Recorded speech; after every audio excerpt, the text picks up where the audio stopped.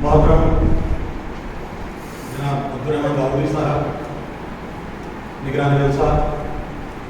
اور صدر فیمی تلنگانہ، محترم جناب سید تنویر احمد صاحب سینٹرل سیکریٹری تعلیمی بورڈ جماعت اسلامی، جناب محمد حکیم الدین صاحب صدر آئیکا تلنگانہ، جناب عبدالرحیم لطیفی صاحب، جناب مجیب صاحب اور دیگر علمائے ملت، مختلف تعلیمی اداروں کے سربراہان، ذمہ داران، معزز خواتین و حضرات، ابھی آپ نے ڈاکٹر عبدالرحیم لطیفی صاحب سے جبھی کا بہت ہی جامع تعارف سنا، اس کے افراد و مقاصد پہ انہوں نے بہت ہی جامعیت سے روشنی ڈالی اور اس کے قیام کا اور اس کے وجود کا مقصد بھی آپ نے گوشہ گزار کیا۔ حضرات گرامی، فرد اور قوموں کی زندگی میں ایک قدر مشترک ہوتی ہے اور دونوں کے اندر اگر دیکھا جائے تو ایک چیز جو بالکل الگ بھی ہوتی ہے، جب فرد مر جاتا ہے تو اس کا کام کرنے کا جو مہلت دی جاتی ہے وہ ختم ہو جاتی ہے اور اس کا باب بند ہو جاتا ہے، لیکن یہ کلیہ، یہ فطری کلیہ قوموں کی زندگی میں نہیں آتا۔ قومیں اگر مرتی ہیں تو قوموں کو فعال افراد اپنے نظریات اور اپنے اصولوں اور اپنے اقدار کے بلبوتے پہ ان مردہ قوموں کو زندہ بھی کرتے ہیں۔ آپ علمبردار دانش و ملت یہاں پہ موجود ہیں، قوموں کی موت اور اس کی زیست کی ذمہ داری بھی آپ کے ہاتھوں میں ہے۔ جو نظریات کی تفصیل ہوتی ہے اور جو اسٹف، ایجوکیشنل اسٹف سامنے رکھا جاتا ہے، اس کو کس طرح سے پیش کیا جائے اور نیشنل ایجوکیشن پالیسی کس طرح سے ہمارے روایات، ہمارے مذہبی اقدار، ہمارے تعلیمی نظریات پر شکون مارنے والی ہے، اس سے بھی ہم کو آگاہ ہونا بےحد ضروری ہے۔ جمہوریت، ابراہم لنکن کی تعریف آپ نے جمہوریت کی تو سنی ہے، وہ تعریف میں سمجھتا ہوں کہ وہ کتابوں کی حد تک اور رسالوں کی حد تک تو موضوع معلوم ہوتی ہے، لیکن اگر دیکھا جائے تو یہ کلیہ جمہوریت کی تعریف اگر ہمارے سامنے جو آج آ رہی ہے وہ یہی ہے کہ اکثریت کی رائے کو اقلیتوں پر تھوپا جائے اور سمپل میجورٹی کا جو کانسیپٹ ہے 51 اگر جو پرسنٹیج لا لیتا ہے تو 49 کتنے بھی اہم کیوں نہ ہوں ان کے اوپر وہ مسلط ہو جائے گا۔ اقبال نے اسی سلسلے میں فرمایا تھا، جمہوریت ایک طرز حکومت ہے کہ جس میں بندوں کو گنا کرتے ہیں تولا نہیں کرتے۔ تو اسی طرح سے ان حالات میں جو راستے ہیں، راستوں میں رکاوٹیں بھی ہیں، پریشانیاں بھی ہیں، مسائل بھی ہیں، لیکن یاد رکھیے وہ لیڈرشپ جو آدمی میں ناامیدی پیدا کرتی ہے اور آدمی کو اس کے مقاصد کے حصول میں رہنمائی اور رہبری نہیں فراہم کرتی اور اس کے حوصلوں کو تقویت نہیں دیتی اور اس کو آگے بڑھ کر اپنے مقاصد کے حصول کے لیے دعوت نہیں دیتی اور اس میں عزمیت و استقامت نہیں پیدا کرتی، وہ لیڈرشپ ہمارے کسی کام کی نہیں ہے۔ تو آج ہم دیکھیں گے کہ مسلمانوں میں دانستہ یا غیر دانستہ طور پر ایک فوبیا اغیار نے تو پیدا ہی کیا، لیکن ہمارے اپنوں نے بھی اس میں کوئی کسر نہیں چھوڑی۔ جب بھی بات ہوتی ہے تو یہاں پہ شکوہ سنجی کی بات ہوگی، شکایتوں کی بات ہوگی اور شکایتوں کے دفتر کھول دیے جائیں گے۔ یاد رکھیے ان کیفیات سے آدمی کے اندر ناامیدی پیدا ہوتی ہے۔ جب آدمی کے اندر ناامیدی پیدا ہوتی ہے تو وہ آدمی کے اندر اس کے حوصلے پست ہو جاتے ہیں، قوت عمل اور آگے بڑھنے کی جو اس کی صلاحیت ہوتی ہے وہ بھی کمزور ہو جاتی ہے۔ ان حالات میں لیڈرشپ کو ان ناامید ذہنوں کو، ان ناامید دلوں میں امید پیدا کرنی پڑتی ہے اور ان کے عزائم کو جمع کرنے کی ضرورت پڑتی ہے اور وہ بجھی ہوئی چنگاریوں کو ہوا دینے کی ضرورت پڑتی ہے تاکہ یہ صلح جل اٹھے اور ان ظلمتوں کا خلا خما کر دے۔ تو حضرات گرامی، میں آج صبح میں ایک کتاب عارف صدیقی کی کتاب جو مینجمنٹ میں تھی اس کی کارکردگی کر رہا تھا، وہ واقعہ اور حکایت انہوں نے بیان کی اور میں سمجھتا ہوں کہ وہ حکایت میرے آپ کے لیے بھی ایک سبق آموز چیز ہوگی۔ بہت ہی آسان سی حکایت تھی۔ وہ حکایت میں لکھتے ہیں کہ ایک بوڑھا شیر اپنے کچھار اپنے ڈین کے باہر ٹھہرا تھا، تبھی ایک ہرن وہاں موجود ہوا۔ وہ ہرن کو دیکھتا ہے، ہرن کو دیکھتے ہی اس کے اوپر لگاتا ہے، چھلانگ لگاتا ہے، جست لگاتا ہے تاکہ اس کو حملہ کر کے ختم کر دیں اور اپنی غذا کی ضرورت کو پوری کر دیں۔ وہ اس ارادے سے چھلانگ مارتا ہے، لیکن ہرن اور تیزی سے اناچے مارتے ہوئے وہاں سے نکل جاتا ہے۔ شیر اس کے پیچھے بھی دوڑتا ہے۔ اس کے بعد ہرن اپنی تیز رفتاری سے، سبک رفتاری سے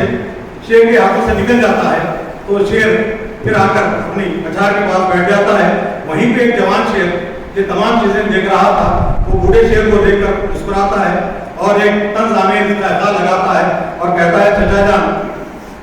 اب آپ کی عمر ہو چکی ہے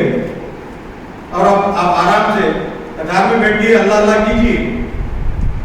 تو وہ شیر کا جواب سنیے، یہ حکایت تو ہے لیکن اس سے ایک سبق کو ملتا ہے۔ وہ شیر کہتا ہے، بابا بیٹا تم نے جو کہا یہ معاملہ یہ میرے بڑھاپے سے اس کا تعلق نہیں ہے اور یہ میری غذا سے بھی اس کا تعلق نہیں ہے۔ یہاں پہ میں ہرن کے پیچھے میں اپنی تمام توانائیاں لگا رہا تھا، اس کے پیچھے میرا مقصد اپنی بھوک کو مٹانا تھا، لیکن یہاں پہ ہرن کا جو مقصد تھا وہ اپنے آپ کو بچانے تھا اور اس کا مقصد میرے مقصد سے عظیم تر تھا، اسی لیے وہ کامیاب ہو گیا۔ تو جب مقاصد آدمی کے عظیم تر ہوتے ہیں، اس کے مقصد عظیم ہوتے ہیں، تو کامیابی کے قریب پہنچ جاتے ہیں اور کامیابی ان کے قدم چومنے لگتی ہے۔ سب سے پہلے فہمی کا جو معاملہ ہوگا، NEP نے جو مقاصد اور جو لاہے عمل اس ملک کو اور ہندوستانی قوم کو بتانے کے لیے مرتب کیے ہیں، اس کے خرابیوں پہ تو بہت زیادہ بات ہو چکی، 2 سال سے لگاتار اس کی خرابیوں پہ بات ہو رہی ہے، لیکن ان کے بیچ میں جو چیزیں پائی جاتی ہیں ان سے ہم کو کس طرح سے فائدہ یاب ہونا چاہیے، کس طرح سے اپنے آپ کو فائدہ اٹھانا چاہیے، ان کے اوپر ہم کو نظر ڈالنے کی ضرورت ہے۔ حضرات گرامی، ہم نے یہ بات ہمارے ذہنوں میں یہ بیٹھ چکی ہے کہ تعلیم اس قوم کا پریشانیوں کا درما ہے اور تکالیف کا مداوا ہے۔ بالکل تعلیم سے بہت ساری چیزیں اس کے اوپر قابو پایا جا سکتا ہے اور تعلیم سے قوموں کی زندگی کو بدلا بھی جاتا ہے، لیکن یاد رکھیے وہ تعلیم کے جو مقاصد ہوتے ہیں وہ مقاصد آدمی کے اندر یا تو پھر اس کی روحانی تزکیے کی بات کریں گے، دوسروں کے لیے اس کو خیر کا سبب بنائیں گے، یا پھر اس کے اندر میٹریلسٹک جو تھنکنگ ہوتی ہے اس کو ذہنوں میں ڈال دیں گے۔ ہم نے تعلیمی ادارے تو قائم کر لیے اور تعلیمی ادارے بھی بہت کروڑ سے چلا رہے ہیں، بڑی شان سے چلا رہے ہیں۔ جانب نے کہا تھا، گما تم کو کہ رستہ کٹ رہا ہے، گما تم کو کہ رستہ کٹ رہا ہے، یقین مجھ کو کہ منزل کور ہے۔ تو منزل کا جو تعین ہے، مقاصد کا تعین ہے، وہ بہت اہم ہے۔ اداروں سے قومیں تعمیر نہیں ہوتی، ارادوں سے قومیں تعمیر ہوتی۔ تو جو ادارے جو چلاتے ہیں ان کے ارادے بھی کبھی ہونا چاہیے، ان کی راہوں میں جتنی بھی تکالیف ہوگی اور جتنے بھی مسائل ہوں گے، ان مسائل کے اوپر قابو پانے کے لیے آپ کو ذہنی طور پر تیار ہونا پڑے گا۔ جب یہ ذہنی طور پر تیار نہیں ہوں گے اور جو فاسد مادے، جو باطل طاقتیں یا پھر مختلف جو سازشیں ہیں اس کا ہم اگر ذکر کرتے ہوئے اپنی ذمہ داریوں سے فرار اختیار کر لیتے ہیں، یہ تباہی کا معاملہ ہے۔ قوم مسلم نے اپنی خامیوں کو، اپنی کوتاہیوں کو اور اپنی عمل سے فراری کا ایک بہت ہی آسان بہانہ ڈھونڈ لیا کہ ہم تمام چیزیں اغیار کے کھاتے میں ڈال دیتے ہیں اور بڑی ہی آسانی سے اپنے آپ کو ذمہ داریوں سے عہدہ برا کر لیتے ہیں۔ دیکھیے وہ آپ کی فراست کہاں گئی؟ آپ کے پاس سیرت نبی ہے، سیرت نبوی آپ کے سامنے ہے، مکے کی زندگی بھی ہے، مدینے کی بھی زندگی ہے، مکے کے بہت ہی پریشان کن حالات آپ کے سامنے ہیں، اور مدینے کی ایک ایسی زندگی ہے جہاں پہ نبی اکرم صلی اللہ علیہ وسلم نے غیروں سے کس طرح سے نبی کریم صلی اللہ علیہ وسلم نے روابط رکھے،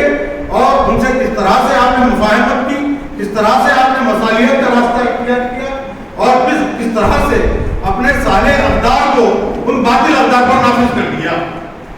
دلوں کو فتح کرنا سب سے اہم ہوتا ہے۔ NEP کے اوپر اگر ہم اس کے اوپر پکارا کرتے جائیں گے تو میں سمجھتا ہوں کہ اقیات کے دلوں میں اور چیزوں کو ہماری نفرتوں کو اور بہت زیادہ مضبوط کرتے جائیں گے۔ یہ آج مسلمانوں کا یہ ہو گیا کہ مسلمان اپنی بہت ساری چیزوں، ان کے جو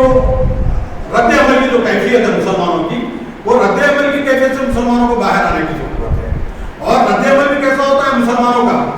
دیکھیے لمحاتی رد عمل ہوتا ہے۔ لمحاتی رد عمل یہ اٹھیں گے ایک سیلاب کی طرح سے، خسو خاشاک کو کچرا اٹھا کے لے کے جائیں گے، لیکن کبھی ہماری یہ چیز کوشش نہیں ہوئی کہ ہم پہاڑوں کو ریزوں میں منتقل کرتے ہوئے ان پہاڑوں کو ہٹا کر، ان رکاوٹوں کو ہٹا کر راستہ بنائیں۔ اس کے لیے استقامت کی ضرورت ہوتی ہے، اور استقامت کی بہت ہی اہمیت ہوتی ہے۔ ادارے جس طرح سے ڈاکٹر عبدالرحیم لطیفی صاحب نے کہا کہ جو ادارے چلاتے ہیں وہ چیلنجز کو وہ بہت اچھی طریقے سے سمجھتے ہیں، تو ان چیلنجز کو قابو پانے کے لیے ہم کو حکمت عملی کی ضرورت پڑتی ہے، اور جو ملک کا جو قانون ہوگا وہ قانون کی پاسداری بھی ہم کو لازمی طور پر کرنی پڑے گی، اور جو پالیسیاں آتی ہیں وہ پالیسیوں کو دستوری دائرے میں رہتے ہوئے اس کی مخالفت کرنی پڑے گی، اور پالیسیوں کی خرابیوں کو اجاگر کرتے ہوئے اس کی تبدیلی کے لیے ہم کو آواز دینے کی ضرورت ہوتی ہے۔ اب رہی بات یہ کہ آپ دیکھیں کہ مسلمانوں کا معاملہ، یہ ریزرویشن آپ دیکھیں گے کہ مسلمانوں کا لوگوں نے حوالہ دے کر کہ ہم مسلمان ہو جائیں گے اگر ہمارے ساتھ انصاف نہیں کیا گیا، ہمارے ساتھ مساوات کا رویہ اختیار نہیں کیا گیا، ہم مسلمان ہو جائیں گے۔ جب انہوں نے یہ نعرہ مارا تو ان کو ریزرویشن دے دیے گئے۔ ان کے ریزرویشن کے پیچھے بھی آپ کا خوف اور آپ کی ذات کا خوف کار فرما تھا۔ آپ کو بتا کر لوگ، یہ ملک ہمارا یہ واحد ملک ہے جہاں پر 25 سے 90 کروڑ کی جو اکثریت ہے وہ 20 کروڑ سے قائم ہوتی ہے۔ یہ جو برف ہے اس کو توڑنے کی ضرورت ہے، اور یہی خوف جو ہے تعلیمی اداروں میں بھی اس پالیسی کے ذریعے سے منتقل کرنے کی بہت منظم کوشش کی گئی ہے۔ اب رہی بات جو ادارے چلاتے ہیں، ان کو ادارے والوں کو یہ چیز یہ ذہنوں میں رکھنی چاہیے کہ اگر ادارے والے ادارے تو قائم کر لیے، لیکن کریکولم پہ انہوں نے کتنا کام کیا؟ کریکولم ڈیزائن کی بات ہوئی، کریکولم کے اوپر پیڈاگوجی کو انہوں نے کتنا کام کیا، اور اپنے کتنے ادارے، اپنے جیسے کارآمد افراد کتنے انہوں نے معاشرے کو دیے۔ میں جب طالب علمی کے زمانے میں تھا، حیدرآباد کی حالت دیکھتا تھا تو یہاں پہ نامور ادارے ہوا کرتے تھے، جیسا ممتاز کالج تھی، ممتاز کالج کے تحت لکڑی کے پل میں دیکھیں گے آپ قریب 300 قریب 40-50 ملیاں وہاں پر 2 ایکڑ کے قریب وہاں پہ ملیاں ہیں، وہ تھی۔ انوار لوگ کا ادارہ تھا۔ تو میں جب ان افراد کی خدمات پر غور کرتا ہوں، ان کے اخلاق پر غور کرتا ہوں، تو انہوں نے اپنی تمام دولت کو، اپنی تمام توانائیوں کو اس ملت کے لیے وقف کر دیا، اور وہ یہ چاہتے تھے کہ ہمارے تمام سرمایے سے، ہماری تمام توانائیوں سے کم اس معاشرے کے لیے 100 افراد، کارآمد افراد ہم دے کر جائیں۔ لیکن آج کے تعلیمی ادارے ہم دیکھتے ہیں، کیا یہ اخلاص ان تعلیمی اداروں میں کار فرما ہے؟ کیا وہ تعلیمی ادارے معاشرے کی جہت کو اور اس کی سمت کو بدلنے کی کوشش کر رہے ہیں؟ تو ان مادیت پرستی کا جو جذبات ہیں، ان جذبات کو اب تعلیم کا جو مقصد و منشا رکھا گیا ہے وہ یہی ہے کہ نوکری حاصل کرو۔ ایجوکیشن کا بہت زیادہ جتنے فائدے ہیں ان میں سے ایک سب سے چھوٹا فائدہ یہ ہے کہ نوکری امپلائمنٹ بھی ہے، لیکن امپلائمنٹ ہی ایک مکمل پورا فائدہ نہیں ہے۔ حضرات گرامی، بات کو پھر میں اپنی موضوع کی طرف لے کر آتا ہوں۔ یہ کہنا یہ چاہ رہا تھا کہ یہ پیڈاگوجی کا جو طریقہ ہوتا ہے، یہ کریکولم کا جو طریقہ ہے کہ ایک جو جنگ عظیم دوم کا جو معاملہ تھا، جب کمیونزم بہت زیادہ جنگ عظیم اول पहली वर्ल्ड वार के वक्त जो कम्युनिज्म का नजरिया उठा था, बहुत शिद्दत से उठा था, उस वक्त पेरिस का जो मामला था, पेरिस में एक अखबार निकाला जाता था, एक जर्नल निकाला जाता था जिसका नाम पेरिस रिव्यू, जिसको इनकाउंटर 2 के नाम से भी याद किया जाता है। आप गूगल करेंगे तो आपको ये चीजें नेट से निकल जाएगी आपको। तो वो बहुत बड़ा अलमबरदार था, मार्क्सी नजरियात का, कम्युनल नजरियात को पेश करने का बहुत बड़ा वो जरिया था। तो लोग उसमें लिखते थे, करते थे, कराते थे, लेकिन उसमें जो दुनिया के मुख्तलिफ कोशों से लोग आर्टिकल्स भेजते थे, मार्क्सी नजरियात की तरवीज होती थी, तबलीग होती थी, तो लोगों ने उस जर्नल को पढ़ते हुए हालत ये कभी थी कि पानी नहाने की आदत उनके पास की, सफाई की आदत चलेगी, बात छोड़ दी, कम्युनिस्टों की जो हालत रहती है उन हालात को ले लेते गए। लेकिन देखते कि 15-20 साल में ये जो बुलंद जो इदारा था वो इदारा जमीन पोश हो गया। और उसकी ये जमीन पोशी और उसकी तबाही के बारे में गौर फिक्र के लिए देखा गया तो उसमें मालूम हुआ कि CIA का एक डिप्टी सेक्रेटरी का रैंक का एक ऑफिसर और 2 क्लर्क और 1 चपरासी, ये 4 अफराद ने ये काम अंजाम दिया। किस तरह से? तो जब पूछा गया उससे, CIA के डिप्टी सेक्रेटरी से पूछा गया कि तुमने किस तरह से काम किया, तो वो कहता कि बहुत ही आसान काम था, हमने कम्युनिस्ट नजरियात को इस तरीके से पेश किया, उसमें इतनी शिद्दत उसके अंदर भर दी और उसके नजरियात पर कायम रहने के लोगों के लिए उनके अंदर इतनी मनाफिरत बढ़ दी, उसके कायम रहने के लिए जरूरत थी, तो लोग उससे आहिस्ता आहिस्ता उससे बंसर होना शुरू हो गए। तो वो कहते हैं कि ये उसके एडिटर भी उसका था, मुख्तलिफ लोग भी उसके थे, ये सब उन्हीं के लोग थे, लेकिन आपने काम किस तरह से किया? तो वो कहते हैं कि ये काम तो उन्होंने नहीं किया, लेकिन जो इसको पीरियोडिकल्स को, ये रिसाले को, जो आर्टिकल्स भेजते थे दुनिया भर से, वो भेजने वाले हमारे लोग थे। वो नजरियात को इस तरह से हमदर्दी के जरिए से भेजते थे कि नजरियात को पेश करने के लिए उन्हीं नजरियात के जरिए से, उन्हीं के जरिए उनकी किताब में छाप के उन नजरियात से गुमराह कर दिया गया। तो याद रखिए, अब ये जो करिकुलम हमारे पास आया, ये करिकुलम में बहुत सारी, जाहिर तौर पर बहुत सारी अच्छी बातें हैं, लेकिन इसके पीछे जो फासिद मादे होंगे, इनके ऊपर पकड़ लगाने के लिए हमको सोचने वाले जहनों की जरूरत होगी, और वो सोचने वाले जहन आप हैं, वो नजरियात को पकड़ने वाले आप हैं, उसका सिद्देबात करने वाले आप हैं। इन नजरियात की तस्वीर का काम आप अंजाम देंगे। एक अच्छे उस्ताद के हाथ में अगर एक खराब किताब जो दीन बेजारी की किताब है, वो किताब भी आ जाए तो दुनिया की एक बेहतरीन किताब बन जाएगी। लेकिन वही एक बेदीन आदमी के हाथ में एक बेहतरीन दुनिया की किताब आ जाएगी तो भी वो उससे बच्चों को फायदा नहीं पहुंचा सकेगा। तो हमने इदारे तो कायम कर लिए, लेकिन इदारों में काम करने वाले अफराद की जानिब हमने तवज्जो नहीं की, और उन इदारों में नाफिज जो किताबें हैं, जो करिकुलम है, उसको बनाने की तरफ भी हमने खातिर का तवज्जो नहीं दी। अगर हमने दीनियात को रखा तो भी उसको एक पीरियड की हद तक महदूद करके रख दिया हमने। और दीनियात के जरिए हमने क्या सिखाए? 40 हदीसें, 40 दुआएं, नमाज पढ़ने का तरीका या फिर नमाज जनाजा का तरीका, यही चीजों तक हमने महदूद रख दिया। याद रखिए, ये जो चीजें होती हैं, फहमी का जो आपको बुलाने का मकसद यही है, वो ताउनु अलल बिर्रि व तक़वा वला ताउनु बिल इस्मि वल उद्वान। हम खैर के कामों में एक दूसरे के मददगार बन जाएं, और जब बुराई होती है तो बुराई के सिद्देबाब के लिए भी हम एक शीशा पिलाई दीवार की तरह खड़े हो जाएं। ये इस तालीमी पॉलिसी से सिर्फ आपके हुकूक के ऊपर ही नज़री नहीं की गई है, बल्कि इसके जरिए जो पिछड़े हुए तबकात हैं, SC STs हैं, उनके हुकूक पर भी शबकून मारा गया है। और हम जब बात करेंगे अपने ही वो कौम जो अवाम में हुकूक की बेदारी के लिए बात करने वाली कौम थी, आज उस कौम को इस तरह से मार्जिनलाइज कर दिया गया और इस नफ्सियाती कैफियत में उनको मुखय्यद कर दिया गया कि वो आज अपने हक की बात करने पे, खाली अपने हक की बात करने के लिए ठहरे हुए हैं। हमको तो ये चाहिए था कि हम अपने हुकूक के साथ साथ अगियार के हुकूक की भी बात करते, लोगों के ऊपर, लोगों से उम्मीदें रखने से पहले और लोगों से शिकायत करने से पहले हमको अपना इंट्रोस्पेक्शन करने की जरूरत होगी। हमारा एहतिसाब, और जब कोई कौम एहतिसाब के अमल से गुजरती है तो उसको चाहिए कि अपना एहतिसाब करे, वरना ये खराबियां आदमी के अंदर तबाह हो जाएगी। अब देखिए NEP जो भी होती है, NEP के जो भी खराबियां हैं और NEP से जितनी भी खराबियां आ रही हैं वो एक अपनी जगह, NEP की अच्छाइयां भी है। अब NEP में देखिए जिस तरह से प्राइवेट स्कूल के यहाँ पे लोग मौजूद हैं, ज्यादातर प्राइवेट स्कूल के ही हैं, एक आध जो फर्द है वो सरकारी स्कूल से ताल्लुक रखने वाला है। देखिए जो स्कूल क्लस्टर कॉम्प्लेक्स का जो कॉन्सेप्ट था, वही कॉन्सेप्ट क्या FEMI के जरिए से हम प्राइवेट स्कूल्स में नहीं ला सकते।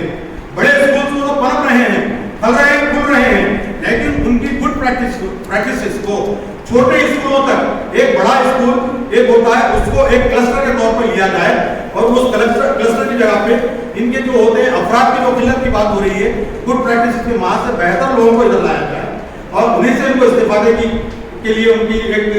सबील पेश की जाए और उनके करिकुलम को और उनके पढ़ाने के तरीके से एक दूसरे को वाकिफ करवाया जाए। इसी तरह से इसके अलावा जो MOOC का जो कॉन्सेप्ट है, वासिफ ओपन ऑनलाइन कोर्सेज का, वो कोर्सेज के लिए तो बहुत ज्यादा डिजिटल प्लेटफॉर्म, अब गवर्नमेंट भी डिजिटल प्लेटफॉर्म की तरफ बहुत तेजी से गवर्नमेंट ने जस्ट लगाई है, उसकी तरफ भी हम काम कर सकते हैं। और अल्टरनेट स्कूलिंग का जो मामला है, अल्टरनेट स्कूलिंग का जो कॉन्सेप्ट है, इसके जरिए से हम ये समझ रहे हैं कि मदारिस के ऊपर कोई पकड़ होगी, लेकिन हमको क्या होता है जब भी हम मुताला करते हैं तो हमको क्या करना पड़ेगा, बाय द लाइन जाना पड़ेगा, विद इन द लाइन जाना पड़ेगा, इन बिटवीन द लाइन जाना पड़ेगा, बियॉन्ड द लाइन जाना पड़ेगा। तो यहाँ पे आश्रम पाठशाला के साथ साथ अल्टरनेट स्कूलिंग की बात की गई है, उसके जरिए से हम मदारिस के इस्तेकाम की बात कर सकते हैं। हज़रात गिरामी देखिए, अफराद की किल्लत हो सकती है, एक वाकया कहते हुए मैं अपनी जगह ले लूंगा, अफराद की किल्लत हो सकती है, लेकिन अफराद की जब किल्लत होती है तो उसके बारे में एक वाकया फर्स्ट वर्ल्ड वार के बारे में, जो कैसर विल्हेल्म II था, वो जर्मनी का बादशाह था, वो स्विट्जरलैंड के दौरे पे गया और उसने वहां पे देखा कि स्विट्जरलैंड की जो फौज थी बहुत ही कम खलीफ तादाद में थी, लेकिन बहुत ज्यादा मुनज़्ज़म थी। वो देख के उसको बोला कि ठीक है, आपकी फौज तो बहुत बड़ी मुनज़्ज़म है, बहुत अच्छी है, लेकिन जर्मनी के पास हथियार भी इससे ज्यादा है और फौज की तादाद भी ज्यादा है और आपसे ज्यादा ये मुनज़्ज़म है। अगर जर्मनी आपके ऊपर हमला कर देता है तो आप क्या करेंगे? तो कैसर विल्हेल्म II ने जो बात कही वो मैं आपसे कहता हूँ, बहुत ही उसके अंदर एक मकसद पोशीदा है। वो कहता है कि कोई मसला नहीं होगा, हमारे हर फौजी को एक फायर की जगह 2 फायर करना पड़ेगा। जब अफराद की किल्लत होती है, वसाइल की किल्लत होती है, तो अफराद को अपनी कारकर्दगी को दुगना करना पड़ता है। जब वो दुगना करते हैं तो मसावत के दौर में कदम रख सकते हैं और दुनिया से हम कदम हो सकते हैं। तो इसी तरह से इस मसावती दौर में NEP की खराबियां अपनी जगह, लेकिन अपने अमल की कोताहियों से फरार हासिल करने की कोशिश मत कीजिए। और FEMI का यही मकसद है कि आपको एक ऐसे मुनज़्ज़म प्लेटफॉर्म पे लाया जाए जिसके जरिए से पहली तालीमी पॉलिसी से लेकर ये आखिरी तालीमी पॉलिसी तक जो है मौजूदा, वहां तक की जो खामियां खराबियां हैं और उसकी जो अच्छाइयां हैं वो उसको अडॉप्ट किया जाए और खामियों को दूर किया जाए। शुक्रिया।